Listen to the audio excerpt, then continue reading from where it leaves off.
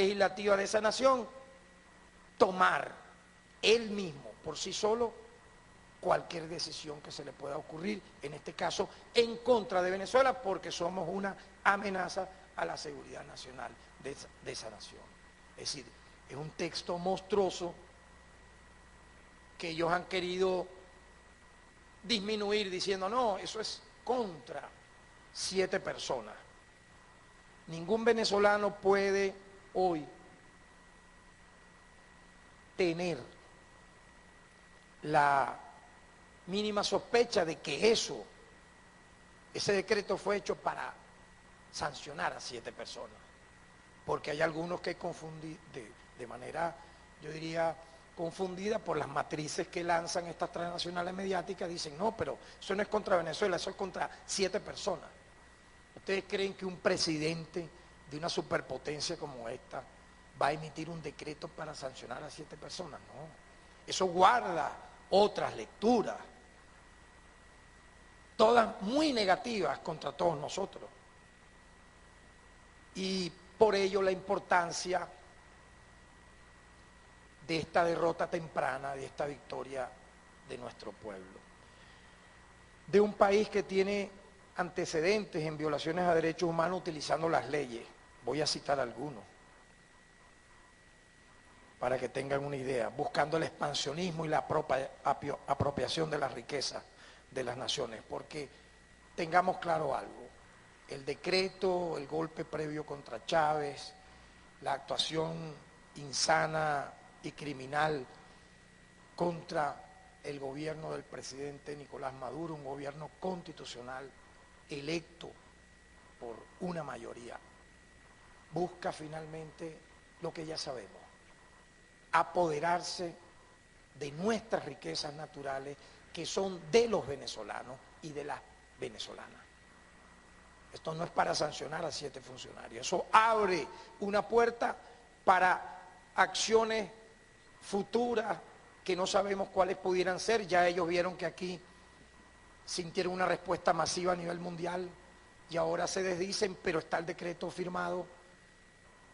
y nosotros, creo, la estrategia debe ser seguir luchando para que se derogue el decreto. Esa sería la victoria histórica definitiva de toda esta batalla, que se derogue, porque si no se deroga está allí y ellos pueden mañana inventar cualquier excusa para cometer los crímenes que ya sabemos,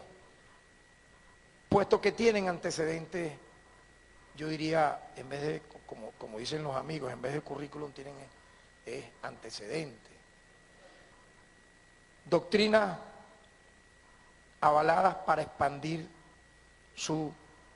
imperio y colonialismo. Voy a citar algunas: del destino manifiesto, la doctrina Monroe, el corolario Roosevelt, el gran garrote, la doctrina de la seguridad nacional, la guerra mexicana, las guerras bananeras,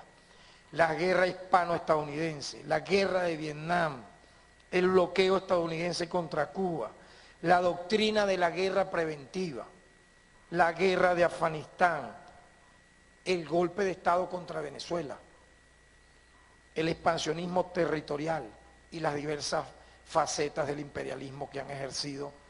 teniendo muchas veces, o casi todas las veces, la excusa de los derechos humanos para imponer su criterio. Ahora, la doble moral, y así voy terminando mi exposición, es tan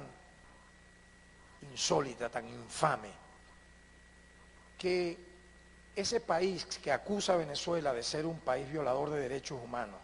que ha ocupado territorios y ha masacrado pueblos, naciones, ha utilizado, por ejemplo, para hablar de Colombia, expresidentes de naciones vecinas que han sido violadores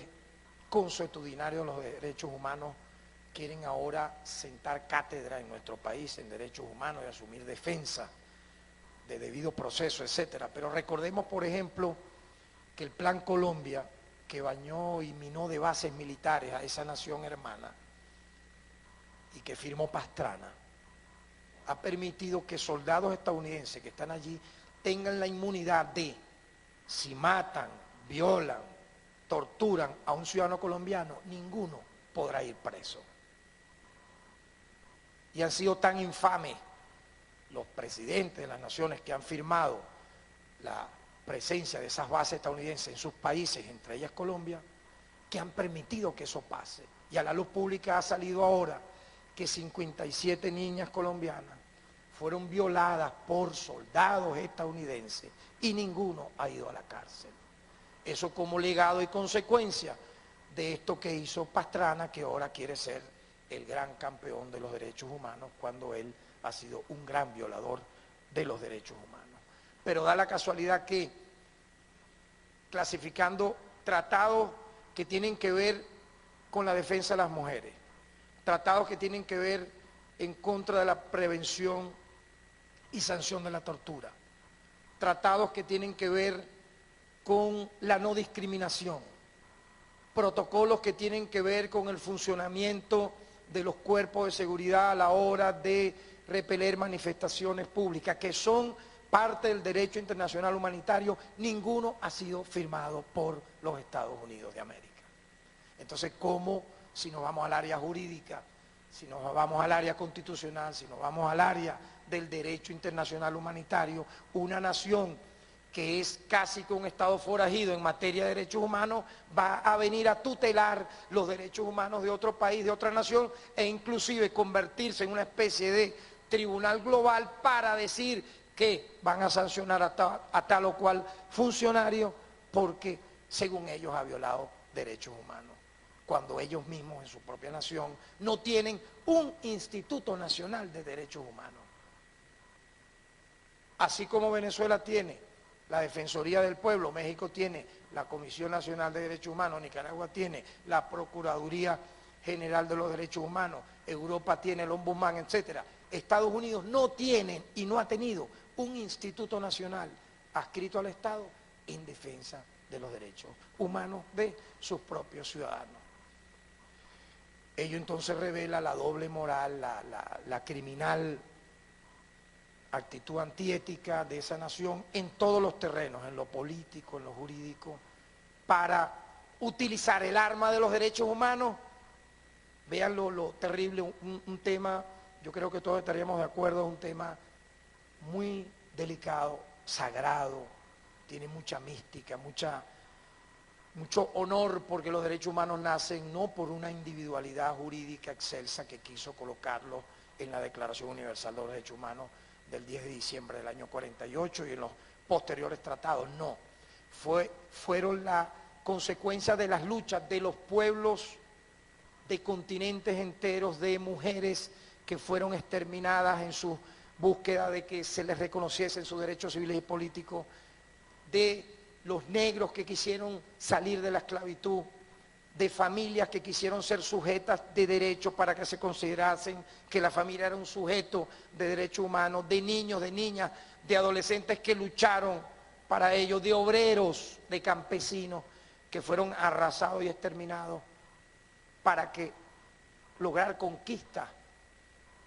en la reivindicación de sus derechos y que finalmente los estados tuvieron que aceptar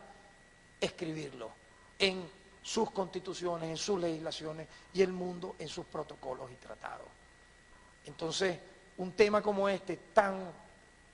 sagrado, como dije, tan espiritual, lleno de tantas cosas hermosas, ha sido ultrajado por esta nación una y otra vez para usarlo como excusa, matar, invadir y criminalizar naciones, en este caso como la venezolana, que podrá tener defectos en esa materia, que podrá tener errores, que podemos tener deudas, pero nadie puede negar que a la luz de la Constitución bolivariana del año 99 y de un proceso histórico de transformación que ha vivido nuestro país, dejó de ser la institucionalización de la violación de derechos humanos una política de Estado en esta nación. Y eso es algo que nadie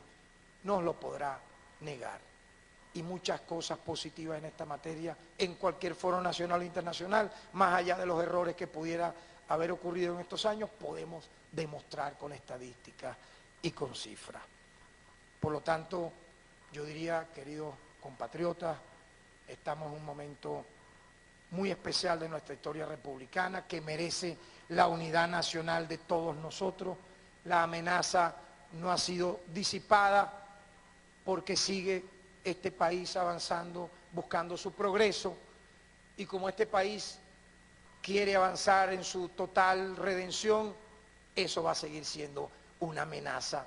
para ese imperio que quiere doblegarnos y finalmente apoderarse de nuestro territorio, de nuestro petróleo, de nuestro gas, de nuestras aguas y también de nuestra reserva humana. Así que mi llamado, y así termino, es a la unidad nacional, a la unidad institucional, que sigamos el ejemplo que hemos hecho hasta ahora, que nos ha permitido esta victoria temprana de carácter moral, y que ojalá más temprano que tarde podamos todos decir que el decreto de Obama ha sido derogado por la heroica lucha del pueblo venezolano, de su Fuerza Armada y de sus instituciones democráticas. Muchísimas gracias. Parte entonces de las declaraciones del defensor del pueblo, doctor Tarek William Saab, quien durante su intervención hablaba de la doble moral de los Estados Unidos para utilizar el arma de los derechos humanos para agredir a los pueblos del mundo. En ese sentido, hacía un llamado a todo el pueblo venezolano a mantener la unidad nacional para enfrentar esas pretensiones injerencistas. Recordemos que el gobierno estadounidense ha calificado a nuestro país como una amenaza inusual para su política interior y para su política exterior. De inmediato vamos a escuchar a la segunda vicepresidenta del Parlamento venezolano, diputada Tania Díaz. De ponencias del día de hoy, sin embargo está aquí el viceministro de Relaciones Exteriores para Europa, Calixto Ortega, y queremos que nos dé un saludo muy breve para finalizar. Aquí, está bien, gracias. Sí. Sí, bueno, muchísimas gracias a los diputados Tania Díaz y